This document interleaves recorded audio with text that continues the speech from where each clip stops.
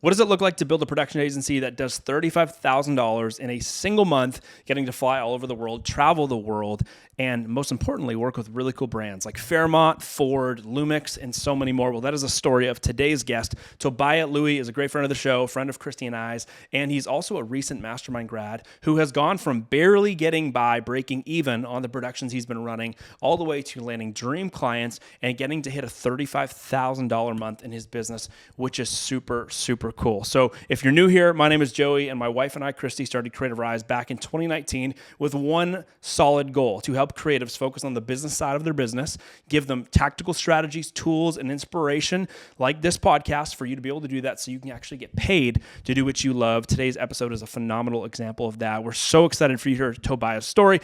And in other great news, we also have the 10K per month creator workshop coming up. We just announced this last week on the pod, but on September 3rd at 4:30 Pacific Standard Time, Christy and I are going to be taking a couple hundred of you guys on a Zoom call, live interaction, Q&A, the whole deal, and we're going to be walking you through the best ways to build to a $10,000 per month creative business right now if you are a photographer, filmmaker, and social media manager. So this is not just going to be something where you sit and watch. It's going to be boring. It's going to be super fun. They always are. We do them twice a year. Super fun, really engaging. We're going to bring the best value possible to you in the time that we have on September 3rd. It's going to be awesome. And then we're going to wrap up with Q&A, which is really cool. We also just announced if you come to the workshop and you sign up and then you post it on your story that you're coming, we are giving away a brand new tripod that is our favorite tripod, the Peak Design tripod. It's about $400 of value. So if you are coming, make sure you post it on your story and tag Creative Rise so that we know you are entered in the giveaway. We cannot wait to see you on the 10K per month creator workshop, guys. Go to the link in the description or go to creativerise.com/workshop. Not only sign up to come to the workshop, put it in your calendar, we'll see you there, but also post on your story so you actually can get entered to win the Peak Design tripod. Cannot wait. Here's the episode with Tobiah. Tobiah, welcome to the podcast, man. Good to have you on. Dude, we were just chatting prior to hitting record here about, I was like, anything you want to talk about? And you were like, golf. So my first question for you before we get into anything is, what type of golf clubs do you use for everybody listening? And how new to golf are you? I'm about 3.5, 4 months in right now.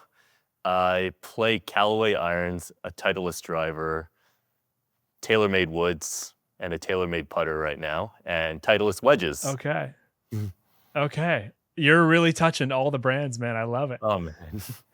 Marketplace, I love it, baby. dude. I love it.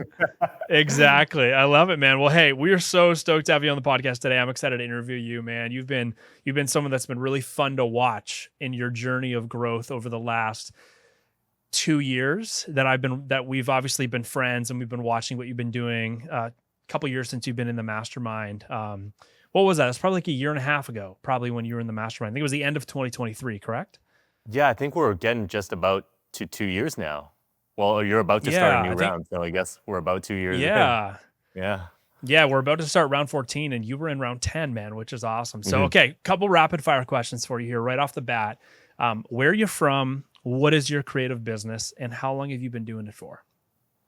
I am based in Vancouver, Canada. I run a production agency where we direct social first ad campaigns, but we run them at a production level. And sorry, what's that last question again? Yeah, how long have you been doing it for? Oh man, I guess photography in general I've been doing for about 9 years. Full time I've been doing this for 5 years. Okay, I love it, man. And what camera systems are you rocking for everybody that's listening? For photo, I'm running a Leica camera system. For video, I am running Lumix.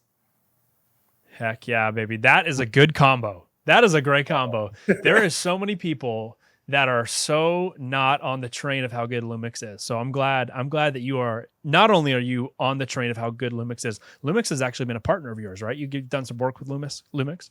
Yeah, I'm actually currently in the middle of a partnership with them too, that I've been working on a few short form videos for them. So yeah, I've been working with them for about 2 years now, on and off. And they've been a great company to work with, and they've been coming out with some really exciting new cameras as well. Yeah, what Lumix cameras are you on? Right now, I use the S5 2X personally. Their S1 that they just came out with looks incredible, and I would love to try that out. Yeah. And right now, I also have the S9 on loan from them right now. Sick, dude. Sick. Well, I had to switch to Canon when I met Christy because we were like, we got to pick a system. Yeah. And she was like, I'm not switching off Canon. And rightfully so. Canon's got some great capabilities for photo stuff. But Mhm. I do miss the Lumix days. I miss the days of the back in the day, the Micro Four Thirds cameras Lumix was coming out Yeah. with. Those were unbeatable. But dude, I love it. Okay, so you've been in the creative industry for, sorry, again, how many years has it been? Total 9 years, full-time 5 years. Okay, awesome, dude. And what's we're gonna talk about some really good stuff here that you've been doing. Mhm. So let's humanize you for a second. You got a flop. Is there anything you've done either recently or at any point through the 9 years that you're like, man, that did not go very well? Humanize yourself for a second. Oh man. So when I first started in this industry, I started photography because I was seeing all these influencers get free shoes at the time I was really into sneakers. So I tried to do that. And I don't think I've gotten a free pair of sneakers in all the times I've tried to do that from any of the companies I've tried to do that from. But I guess in general, other flops would just be probably due to poor planning in terms of shoot scheduling would be the biggest flops where I would try to fit too many different brands in one trip and realize that I'm only there for so many days. Mm. Yeah. Is there do you have any like horror story of that where it's like you tried to fit in too much and things just didn't happen? Yes, there's this one company that sent me an SSD that's supposed to record directly for the camera, but the SSD was bricked, so I couldn't Oh. use it. So that was one of those situations where I had to kind of fake it and make it look like it was recording, but I didn't actually have anything recording into the camera because the SSD wasn't working. So is this like a social ad you were shooting? Is you're talking about? And you had to Yes, like that's post exactly about what it, but the thing wasn't even working? the thing was bricked. Oh my gosh, dude. Okay, well yeah, that's funny. Well, why don't you give us an overview, Tobiah? Who have you actually worked with in the last couple of years? Because you've got a pretty cool client list. Why don't you name a few of the clients you've gotten to work with over the years? For sure. I've worked with Polestar Cars. I've worked with Fairmont. I've worked with Travel and Leisure. I've had some photos on some of their magazines and posts. I've also been featured on the Mercedes-Benz Social a few times. I've worked with Monos and Doer, which is a local company as well. Yeah. And yeah, I guess that, Ford Canada. I've worked with Ford Yeah, Canada. I was just looking at your website right here. You got Ford on there. I love Yeah. that. Turo, super cool, man. And so when you say, just for everybody listening, when you say that you run a social first agency, but with production level quality, what do you mean by that for everybody that might think they run a similar business, but like, what does that actually mean to you? Yeah, so what it means to me is that we will create campaigns that are targeted for socials first, so optimized for vertical, but we are targeting mainly in the paid ad industry first before organic. Because, I mean, organic, you don't really have too much control over where that goes. With paid ad, you get a certain degree of control over how it gets distributed. So from there, we will bring in a full team, storyboard it, treat it like a traditional TV commercial, but just have it distributed on social. Yeah, that's super cool, man. I love that. I want to talk more about that because I think that's a part of the industry that a lot of creatives are not taking advantage of is they're just so focused on creating organic content for brands, but brands will spend so much more money on developing, producing, and executing on paid content because that's the stuff they're going to be putting so much money behind. So it's got to be really dialed in and got to have a chef's kiss. So I love that, dude. Well, you were just giving me an update. You were in round 10 of the Creative Rise Mastermind, our 6-week Creative Rise Mastermind. You joined that. We'll talk about that later on, but since then, you've had a lot of cool things happen. This month specifically is your biggest month ever. You're celebrating a $35,000 month for the month of August. How does that feel? A little surreal, but honestly, it's really flattering that I'm trusted by clients to deliver on this kind of level and to execute on that. Yeah, dude, that's super cool. What do you think some of the things, can you break down what that $35,000 month looks like? Like give some people, it doesn't have to be like exact numbers if you can't remember them, but give us some like ballpark numbers on what are the offers that you're selling to build to a $35,000 month as a production agency and as a social first production agency that you're running? Yeah, so The bulk of it would be in 2 productions, one of them being about a 13,000 production, and one of them being a 15,000 production. So these ones are short form video first. One of them is gonna be distributed through my own social channels. The other partnership is all internal. That one, it would be a photo and video mix for that deal.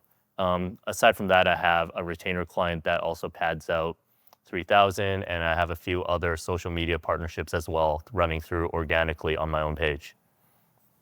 I love it, man. What you don't have to go into specifics on each of the ones, but what are some of the industries some of those clients are in? So let's start with the retainer. What industry is the retainer in? Automotive. Automotive, sick. Okay, cool. And what about those 2 productions that you're shooting for like 13,000 and 15,000? What industries are those clients in? One's in automotive, one is in, what would you classify, I guess, bags. Okay, Yeah. cool. Yeah, like products. Yeah, just general products, apparel and products. Cool. Sweet, man. So why don't you break down for everybody listening, like what does an offer look like that you're actually selling? What are some of the deliverables inside of a $15,000 production? And then what are some of the deliverables inside of your $3,000 per month retainer? Yeah. So what it is in the $15,000 production, that one is entirely video focused. So that one would be geared towards short form video. So delivering 4 different short form videos and then having that distributed through my channels and also licensed for a paid ad period. And what my retainer deal looks like right now, it would be social first. So that way it's already just pre-edited and then uploaded onto that client's page as well. So management, posting, but not the engagement part of it. And yeah, just going in about once or twice a week and helping them just pad out their assets library and create some growth in their account. Sweet. Okay, so you're basically filling someone's social media content calendar for the retainer, and it's $3,000 a month. You shoot all the content, fill the calendar, and then you post it for them, but you're not actually like managing it from a sense of engagement and DMs Correct. and stories and all that. What are some of the things that you think you did to get that retainer? Because a lot of people are going to be listening are going to be saying, "Man, $3,000 a month. If I could stack a few of those clients, wow, like I could really build a business that's pretty solid pretty quick." Because every single client you stack at $3,000 a month, it's actually worth $36,000 a year to your business, which is amazing. What's 1 or 2 things you think that are important in the process of getting a retainer client like that as a filmmaker, as a photographer? If I'm being honest with this one was word of mouth. I was referred to this client, so that one made Cool. it a Hey, bit that's easy for great. me to just dunk it in. So that was great. So shout out to my network for that. That was amazing to have that opportunity. I guess in terms of just trying to find something to have as a retainer to sell is to figure out what their long-term goals are and see what you can do to actually help them grow towards that long-term goal, right? Because everyone has a pain point that you can help solve. You just have to figure out how you're going to solve it and why you're the right person to do it. And also having a good Yeah. relationship with the client also helps as well. If you get along well with them, then even if you're priced similarly to someone else and they like you more, they might go with you instead. Yeah, 100%, man. I love it. What's your process for discovering a brand's problems or a client's problems? You just mentioned, you can't really get a retainer unless they understand that you understand that you can really help them solve the problems they're dealing with. And you're obviously solving problems on social media and with content. What's your process like of discovering the problems that a client might have? What I first do is I just go do a quick audit on their website and social media, take a look at what they're already doing and what they're not doing. I try to also find people either in a similar size to what their company is or what their company could look like if they're aspiring for that in the similar industry, see what those companies are doing. Take a quick look at what's working over there, build that into the offer. If I find those pressure points that I can then implement into their strategy that I think could help them and help them grow their business. And then I send them an email or I just try to reach out to them. Yeah, love it, man. Yeah. Is it ever awkward to talk about the problems? Because we get that question a lot. Like, Joey, how do you talk about a client's problems in a way that's not rude? How do you I'm do gonna be that? honest. I'm pretty blunt about it. I figured the best way sometimes is just to be as direct as possible to say, hey, this is what you could do better. this is how you could do it better. I mean, that way it cuts all the fluff out and gets to if they want it or not quicker. And also it tells them that you understand this is what they have as a problem. Yeah, totally. Yeah, one of the worst things you can do when you pitch is just be vague, right? Where you're not really saying anything. Like your email might have been 1,000 words or 500 words, but it might not actually be saying anything, right? Where you're saying, being a little bit more blunt, and there's a way to do that empathetically. Like, hey, like I care about you guys. I care about your business. I care about seeing it grow. So here's something I see of value that we could really work on if we were to solve this problem. Here's how I think we could solve it. There's ways to be blunt without being hurtful, but what I hear you saying is it's more important to be clear than it is to be like nice, but like vague, correct? Yeah, exactly. Yeah, I think getting to the root of the problem quicker, but finding a good way to communicate it is the best middle ground to that for sure. Yeah, totally, man. What are some of the problems you find you guys solve on a consistent basis? Like when you guys get hired time and time again, every month when companies are hiring you or people are signing on for a retainer with you, what are the most consistent problems you tend to be solving? Brand world building and storytelling is usually my specialty. Okay, brand world building. What's that? Break it down. So usually the brands that I'll try to reach out to for the most part are brands that focus heavily on the product, but there's nothing beyond that. So for example, a restaurant that only has food photos, but doesn't actually show you a vibe of the restaurant or kind of the atmosphere of it, the people that work at the restaurant, that hospitality aspect of it. Also from there going into products, right? If it's for example, a pair of sunglasses, they only have photos of sunglasses or product photos of sunglasses, but not actually what the lifestyle or aspirational aspect that they want to showcase is, like how this could be you or this could be your lifestyle, that kind of thing. So you're saying brand world building to you is defined as you're helping brands shape the journey between their products and who their ideal customer wants to be. And that gap, if that gap is not filled, that gap is going to be a opportunity that's missed out for people to sell more products by connecting those two things. So you're saying you guys come in, or you come in, it's really you, and then you build teams around these projects, which is awesome. But you come in and they hire Tobiah because Tobiah is going to help connect people's products to where their ideal clients see themselves from a lifestyle perspective. And that journey is content, correct? Exactly, yeah. Helping build that world and just creating something more depth to the brand to make people just fans of the brand rather than just thinking it's a cool product. And just, I think that's a good way to build that kind of loyalty and recognition with brands. Yeah. Do you have an example of a brand you've done that for that you feel like sticks out, that you're really proud of the work you did? That is a good question, actually.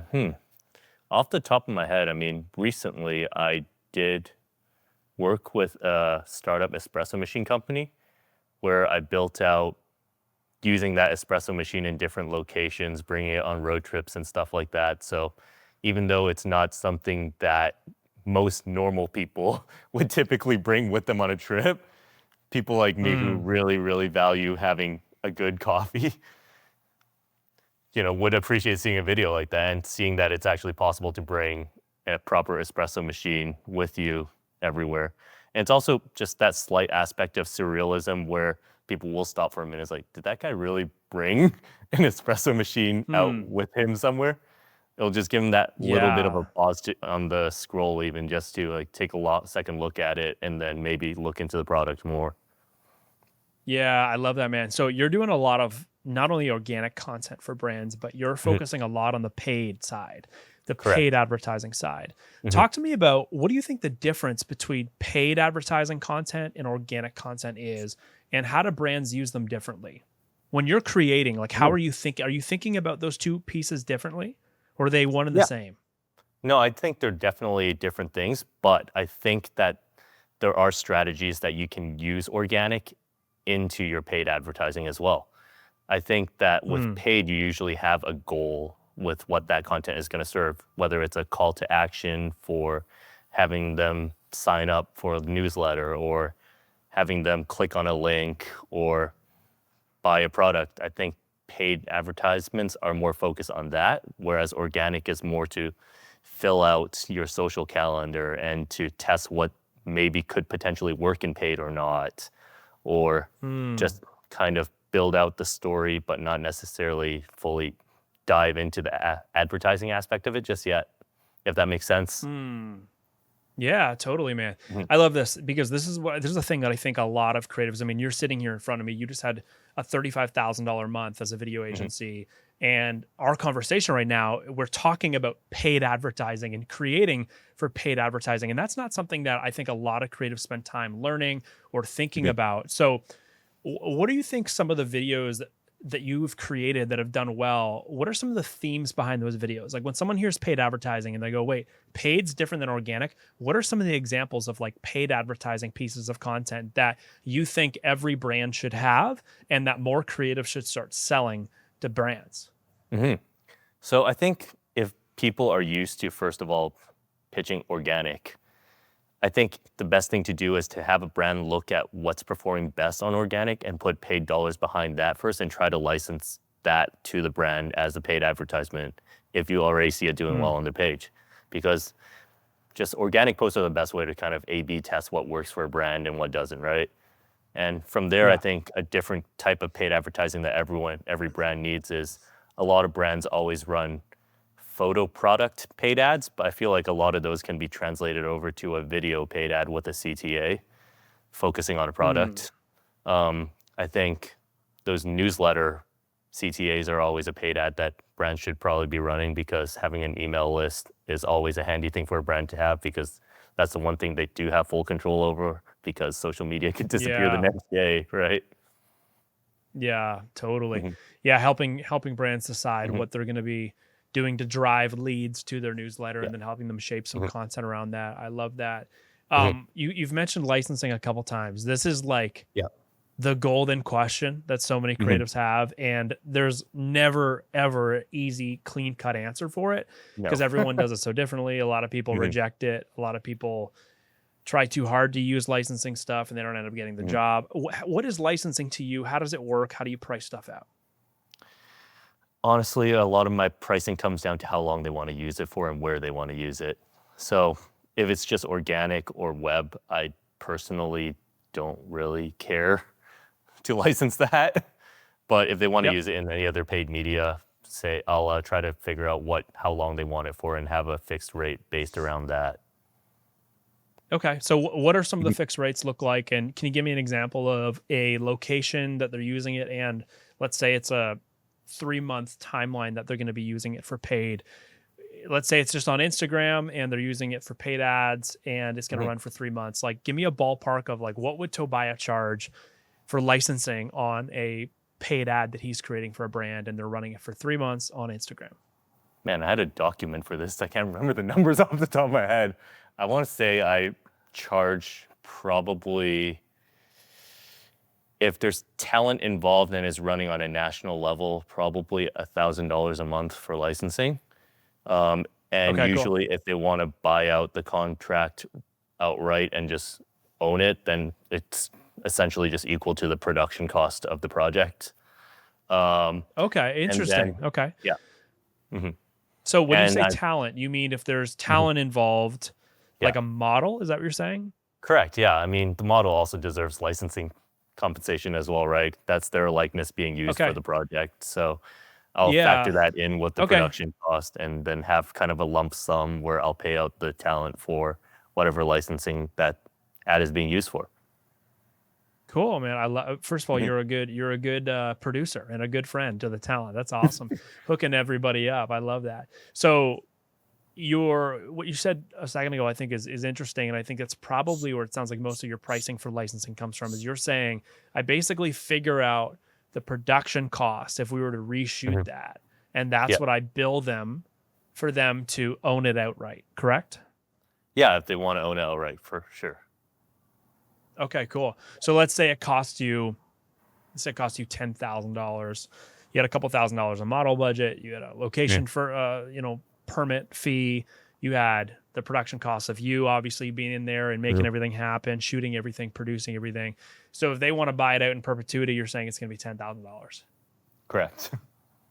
Cool. And if they want it for 3 months, it's $1,000 a month, something like that. So it'd be like $3,000 over 3 months. Yeah, usually I'll factor in kind of a percentage of what the production cost is as licensing for the month. Yeah. Cool, man. I love it. That's awesome. Talk to me about your pricing overall for some other stuff. Like, how do you decide your pricing? When a brand comes to you and says, "Hey, Tobiah, we want to work with you," what's your strategy on pricing out a project?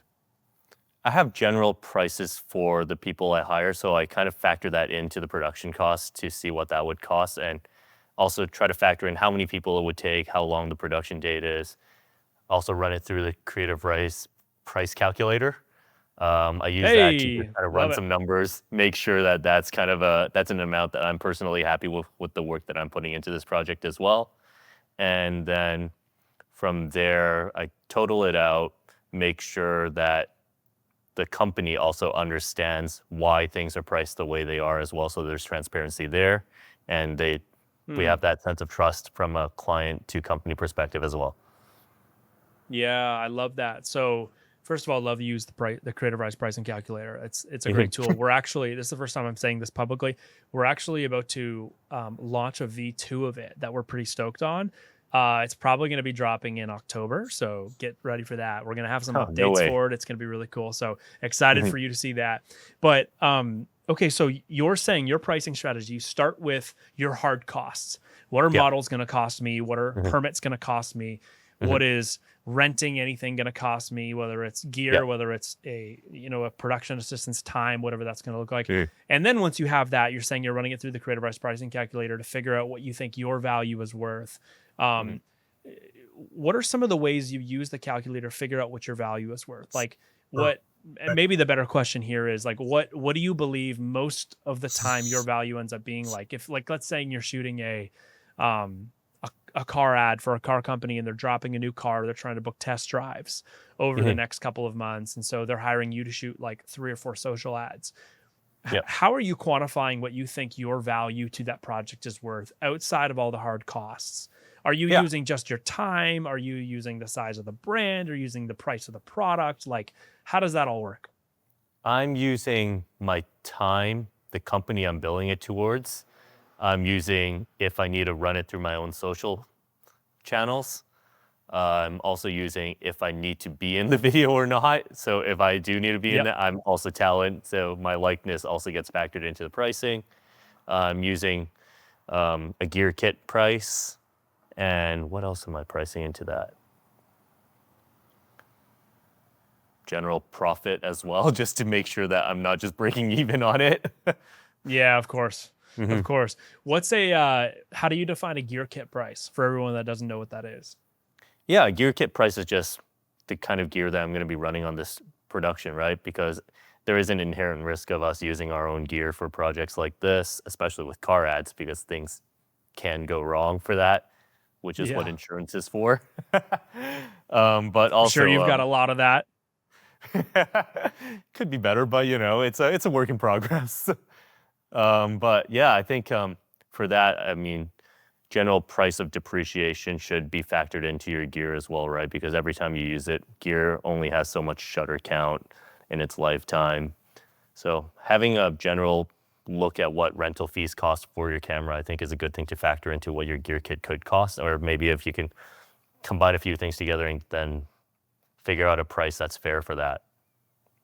Love it, man. Super cool. I got a question about socials. So a lot of creatives that are newer to the game, they're just starting out building their businesses. They're looking to work with companies, big car companies like you are. They're looking to hit $35,000 months like you just had. And they're sitting here going, well, man, if I just had more followers on social media, it'd be easier. If I just had more followers on socials, I would get more work. And then the funny thing about the world we live in is a lot of the people that have followers look at it and go, man, I wish companies would want to work with me as a creator and as a creative, not just an influencer. Like, why do I only get these influencer budgets, or why do I only get these trade for product budgets for me to post things online? why don't I want to be a producer? I want to actually shoot a commercial. I want to shoot social ads. It's funny how like both edges of that spectrum, they look at the other side and go, I wish I was just a production agency, and they stop treating me like an influencer. And the production agency looks at it and goes, I wish we had more followers because we'd get more deals. So my question for you is, you're living in the midst of that, right? Like you're living perfectly in the middle of, Tobiah is a full-blown production agency helping businesses digitally with social first ads, yet you also have got like 30,000 followers. Your socials have been growing significantly in the last year. How do you live in between those two worlds? Because I'm assuming that there's some tension between, am I a production agency? Is Tobiah an influencer? Do we pay him like an influencer, or do we pay him like a production agency? How do you manage that? I approach everything as a production company first, who happens to have a social media account to leverage. So I think it's because of where I'm positioned that with whatever I post, I have to have a certain standard of quality before it goes up, right? So every single project, whether it's a bigger client or a smaller client, is going to be treated with that same kind of color grading treatment, same kind of production value. So that, with that being said, that sends a clear message to clients that I'm here to produce an ad for you. I can also run it through my socials as an additional piece of leverage for this deal to work for both of us.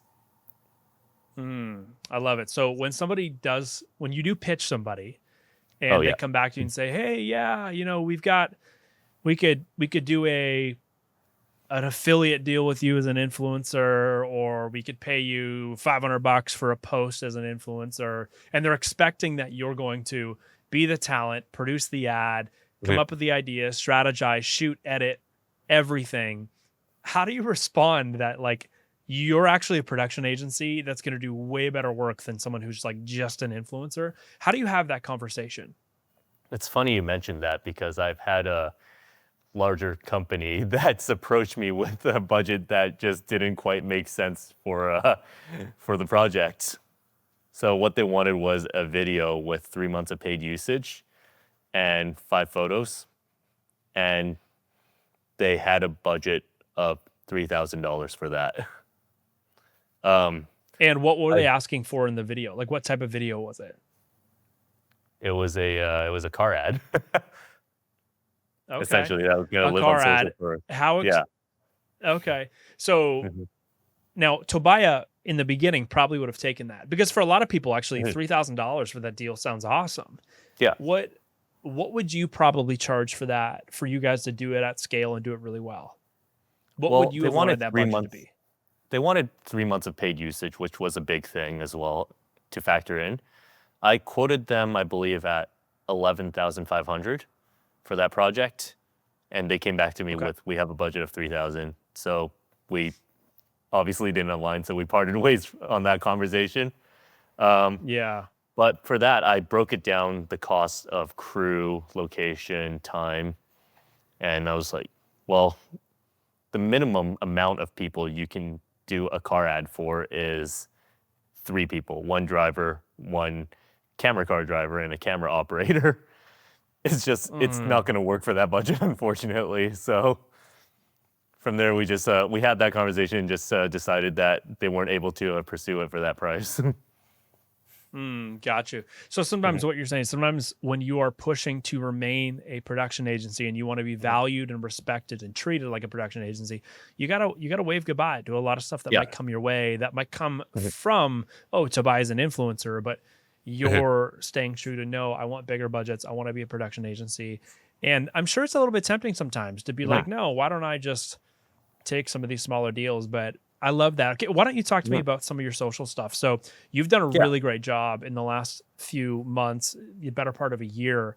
I love watching what you're putting out on social. And I think you've mentioned car companies. A big clientele of yours is car companies, really cool car companies.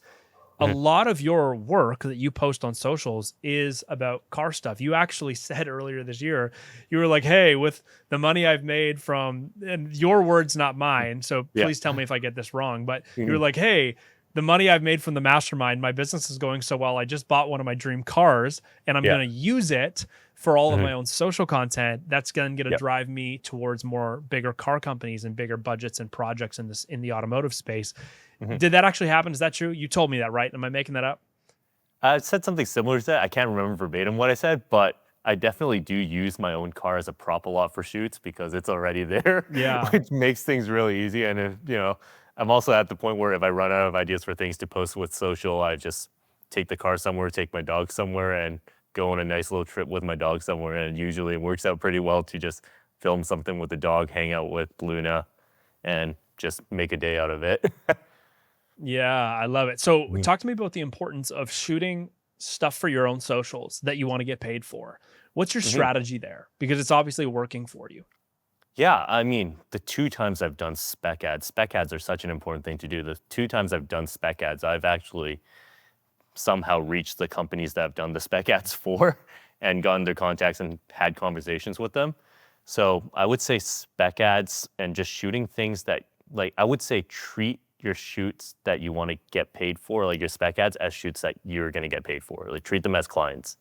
Just treat them with that same amount of respect, pre-production, post-production, and just figure out how to make, like, whatever you put out there into social media is a representation of you and what you can do. So try to represent yourself to the highest level that you can. I love that. What's your process once you've shot a spec ad? What's your process in then getting it to the brand? How do you navigate that so that you hope, you end up building a relationship with the brand you shot some spec for? I'm gonna be honest, I got pretty lucky. I just tagged them in it on Instagram and they somehow saw it. I was like, this is great. This worked out fantastic. I love it. So luck's always great. What would you do? I'm sure in the future you're going to do some more spec. You're going to tag people online. Yeah. So I guess for everybody listening, what would you maybe advise people to do? Maybe that you didn't even do, but you think is maybe a good idea. Once you shoot spec, how do you think you should get it into the right people's hands? I think what you should do if you're shooting a spec is that, I mean, that's not the only brand in that industry, right? So figure out what's adjacent to that brand as well. Reach out to those adjacent brands and say, hey, this is something similar to what I could do for you guys. This is why this solves a certain problem. Or like you could figure out what problem that spec ad solves first and go like, this is an example of an ad I shot that fits that same message. Let's try to hop on a call and figure out what we can do together that makes sense. Dude, I love that. Yeah, that's something that I think a lot of creatives don't realize is that if you're pitching a brand, whether it's spec or you're sending spec or you're pitching like an actual paid gig you're trying to have happen, if you're not getting a response from the company that you either shot the spec for or that you're initially pitching, take that same idea, take that same spec piece and go fire it out to all of their competitors. You said everybody else in the industry that's adjacent to them, send it out to them because it's a great way to go, hey, this is what I shot. I shot a spec piece for these guys. Before they hire me, I would love to do something similar for your business. Here's a couple of the ideas I have. Would you be open to having a conversation about it, right? That's what you're talking about? Exactly. Yeah. Don't even mention that the other company. Just say, hey, this is an idea that could solve this problem for you. This is an example of that. I love it, man. That's such a good idea. Yeah, that's so good. I love that. Is there any companies coming up that you want to shoot some spec for? That is a good question. Titleist could be a cool one to shoot a spec for. Yeah, that would be sick. I know you're new to the golf game, so yeah. Hey, if you need a golf model, I don't have the prettiest swing, but I can pretty it up a little bit. So you let me know, man. I love it. Hey, let's I want to move into asking you this question because this is something that a lot of creatives struggle with. I struggle with this myself. I'm on camera podcasting every week. I've been on camera in front of cameras for years. It's still awkward and hard sometimes. How do you get comfortable where you're actually in front of the camera? Because I think a lot of creatives, myself, I struggle with this. I've spent years in front of cameras. I podcast every week. Yeah. I've done lots of influencing deals over the years. I've been in a lot of different productions we've done as talent. And it doesn't always feel like it gets easier, No. Like it constantly feels like, man, being in front of the camera when you're naturally someone who's used to being behind the camera, it can be a really awkward thing. But there's a lot of value to it. Not only does it make you a better creative, it makes you a better creator, photographer, filmmaker, producer, because you start to understand what people in front of the camera are feeling and have positioned them. But it's also very valuable to brands. Like when you start to use your own likeness and it starts to become somewhat of a brand itself, you can leverage that out. And you've done a great job of doing that. So what advice do you have for a creator who's not comfortable in front of the camera, but knows that the more comfortable they get, the more they're going to post, the more they're going to shoot spec, and the more it's going to build their business. But they're so held back by the uncomfortability of being in front of the camera. How do you solve that for yourself? And what advice do you have for people that are struggling with that? I'm gonna be honest, a big value of that is I don't really have to talk in front of the camera often. So that solves a big portion of that problem for myself. But when I do talk, I mean, it's always exhausting for me. I don't think I've put in enough reps, right? But I think it's like going to the gym. You just got to put in a lot of reps. And the more reps you put in, the more comfortable you get with doing that, right? It's just repetition for me is what got me there. I honestly wasn't really in front of the camera until like 2 years ago. I remember my friend Chloe, which you also know. I remember I was in Banff and she was like, you need to be in front of the camera more. That's how you grow in a camera. I'm like, right. That's something I'll work on this year, I guess.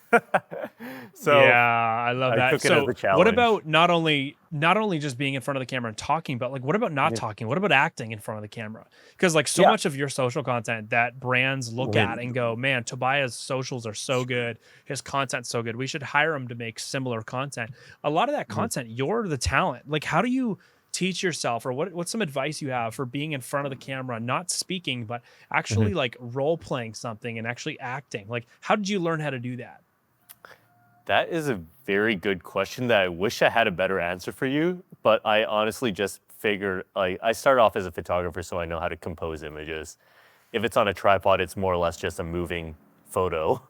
So from there, I know how to generally figure out where I need to be in a third or in a golden ratio, for example. I'm very technical with how I frame things, so I'll just figure out the most technically sound way that'll look aesthetically pleasing, place myself there, place myself moving somewhere else in the frame that is also following that rule and doing something that's following that rule. And then I figured, as long as I'm not stiff about it, generally speaking, this will look like an okay enough frame. But the more I do this, the more comfortable I'll get with just having a camera pointed at me. Yeah, I love it. Hey, maybe the greatest advice that you and I could give for people, creatives who are trying to get more comfortable being in front of the camera for their own content so they can grow their brands and get in front of more clients, it's just like golf, baby. Loosen up a little bit. Don't get too stiff, right? Loosen up a little bit. I love it, man. Yeah, seriously. Okay, Tobiah, let's talk about the mastermind. You went through round 10 of the 6-week Creative Rise Mastermind. You're now doing $35,000 a month. You know, like, you've had some incredible success coming out of the mastermind, building a photo, video agency, a production studio. Talk to me about, where were you prior to the mastermind? Like, right before you joined the mastermind, where was your business at? And why did you decide to jump on into round 10 of the 6-week Creative Rise Mastermind? I think I was just scraping by, breaking even, and maybe pocketing a thousand or so every month, which is not a bad place to be still, honestly. But I felt like there was probably a better way to figure out how to structure things a bit better instead of being in scramble mode all the time and having to worry about where everything was coming in from every month. So that's why I decided to take the course. I was like, I wanted to figure out if I could put a bit more structure in my business. Yeah, I love it. What do you feel? What do you feel the ROI was for you? You know, it's just under 3,000 US when you invested into the 6-week Creative Rise Mastermind. Looking back over the last year and a half and what your business has grown to, what's the return on investment for you? I mean, every single year has seen some substantial growth. I think last year I did 65. This year I'm on track to break 6 figures. So Heyo. I would say that's a pretty good ROI for $3,000. I've also made some great friends from it as well. Friends that I've actually even traveled around Italy with, like Simon in Austin and Maureen, amazing people who I've visited on Vancouver Island. And I mean, there's a great community of people that I've become good friends with from Creative Rise. Yeah, I love that, man. What's something that you feel was strategic. I know you just mentioned you wanted more structure and you wanted more Yeah. strategy. And so you Mhm. chose to jump on into the 6-week Creative Rise Mastermind. Mhm. What are a few of the strategy and strategic pieces, that structure pieces that you really feel like you took away and you've implemented in your business? Put away that tax money as soon as you get the money coming in. That is not what I thought you were going to say, but that is a phenomenal piece of advice. What do you think I was gonna say, man? I don't know, like something about pricing or marketing, sales, pretty much anything other than put away tax money. Yeah. I think that's something that a lot of us in this industry will forget to do if we don't do it right away. And then we get hit with a nasty surprise at the end of the year because we haven't paid our taxes all year. Yeah. Oh my gosh. Okay, so outside of taxes, what's something of value strategy wise that your business has benefited from the 6-week Creative Rise Mastermind? Establishing a really clear identity and a dream client that you want. I think that is something, once you have that kind of clarity to like what kind of work you want to do and how to reach those people and how you build your brand around reaching those types of people, I think it becomes a lot easier because they'll see what you have going for you. They'll see that it's aligned with them. And then from there, you can then start to even just foster and build a brand relationship. Even if you don't work with them yet, they'll know you exist and you can have that potential in the future. I love that, man. That's a huge part of building a business. I'm glad that was super valuable for you. What's Tobiah, what's next for you? What's the next 6 months look like other than hitting your first 6-figure year? You're on track to do that. Congratulations. Thank That's you. amazing. What's next for you? Yeah, what are you excited about on the side of building the business? I've been looking into, I guess, business-wise, I think it's just having that retainer set up is a nice safety net. And then from there, maybe trying to build out some holiday campaigns as, they're about to start shooting soon. So I really got to start pushing on that. I'm in pre-production mode right now for those projects that I have coming up. So figure that out. I'm going to Banff next week for a week. So that'll be a fun little short trip. Aside from that, yeah, business-wise, I think it's just to continue to try to grow and build the agency to take in more productions. Love it, man. Super cool. What's a dream client on your list for the next 6 months to a year? Porsche would be pretty cool to have as a client. What else? Titleist would be pretty cool to have as a client. Yeah, Titleist would be awesome. Being cool, at a Formula One event would probably be the dream in the next year. And doing something related. Hey, I know they fly people out to those events all the time. So I think that's in your future, buddy. I'm excited for you. Well, we'll wrap up with two things. First things first, Christy and I, the rest of the community are super proud of you. Like really, really cool to see what you've been building. So just know that we're proud of you. It's been really cool to see you build, and awesome that you're about to crack your first 6-figure year. I'm super excited when that happens and we get to celebrate that with you. Where can people find you? For people that are like, man, this podcast was awesome, I want to go find Tobiah. Where can listeners, watchers find you? All my social medias are at Tobiah Louis. So nice and easy to find on any social media platform. If you want to see my nonsense movie reviews, you can find me on Letterboxd at Tobiah. It's not the most entertaining. It's just a lot of sarcastic one-liners. But if that's up your alley and you want to see what kind of movies I like to watch, feel free to check that out as well. Dude, I didn't even know about that. There you go. That's awesome. Letterboxd, letterboxd.tobiah is what you said? Yeah, my account on Letterboxd is literally just Tobiah. It's great. It wasn't taken. Okay. I was like, that's fantastic. I wish I could snag that on Instagram, but that handle on Instagram belongs to, I'm pretty sure, what is an inactive account with 19 followers. So I haven't been able to snag that one yet. Yeah, that's always how it works. It's always like somebody from 2013 who never touched the account once they opened it. But dude, thanks for being on the show today. I appreciate you sharing a lot of value and wisdom with everybody about what it's been like for you to build towards your first 6-figure year and your first $35,000 month. So huge congratulations and thanks for spending some time today, bro. Of course. Thank you so much for having me. It's been a long ride to get here, but I mean, it's been fun. Love it, man. Thanks, bro. Of course. Such a good episode with Tobiah. Hopefully that inspired you a ton to focus more on spec work, really dial in your pricing, and think about how you are really, really giving value to your clients. I love Tobiah's perspective on his pricing. And if any of this guys inspired you, make sure you go follow Tobiah online. And even more, if this conversation inspired you and you're like, wow, I just really want some of these strategies that Tobiah has. And most importantly, I want to be in a room with people like Tobiah and Joey and Christy and really focus on the business side of my business. Well, great news for you. Coming up in the next month, September 7th, is the public release of the next round of the Creative Rise Mastermind. The same thing Tobiah went through to really build the six-figure business foundation that he is now living into and about to hit his first ever six-figure year because of.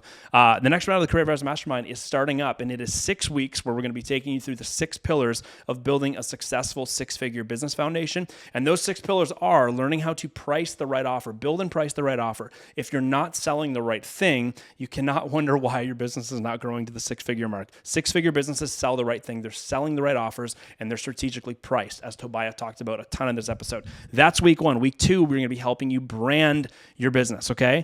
Without the right brand, you might not be able to attract your ideal clients, continue to retain them, and make sure that there's someone, you're someone they actually want to work with. Week 3, we're going to be helping you not only figure out how to brand to those clients, but then connect with those clients. Week 3 is all about networking. If some of the brands that Tobiah worked with in this episode have inspired you and you're like, wow, those are some really big brands. How in the world did Tobiah get in touch with them? Well, we're going to teach you how to do that in the 6-week Creative Rise Mastermind in week 3. Week 4 is like the best marketing tactical boot camp you could go through as a photographer, filmmaker, or social media manager. We're going to teach you everything that you need to know about how to have a lead generation system that drives great leads for your business that not only want to work with you once, but ideally going to be wanting to work with you on retainer, which is super important to growing and scaling a business, as Tobiah mentioned in this episode, and as you guys just know in general. Week 5 is going to be all about then scaling all of that up and making sure that you are set to scale and your plan and path to 6 figures is clear, whether you're getting there for the first time or whether you're already doing 6 figures and you have to actually adjust your business because it's killing you and you don't actually enjoy it anymore. Maybe you want to switch niches, okay? Week 5 is going to help you really dial that in. And then week 6 is going to be all about how do we do this and not burn out? How do we do this in a way where it's actually going to work? So 6 pillars of building a 6-figure business foundation. 380 grads have gone through, and we've helped them make a collective $112 million in the last 6 years, which is insane.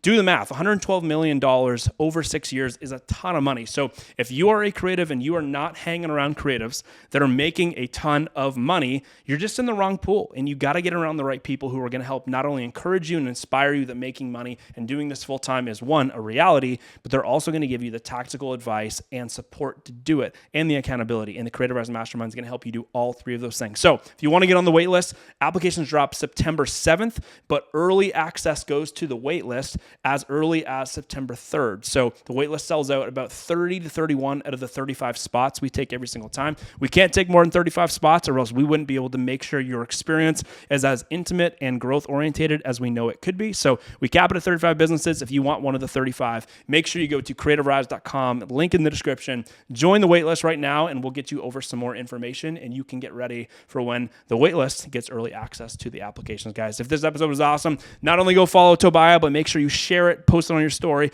and tag Creative Rise and tag Tobiah Louie. And I'm sure he'd love to see that, guys. So we'll catch you guys on the next episode.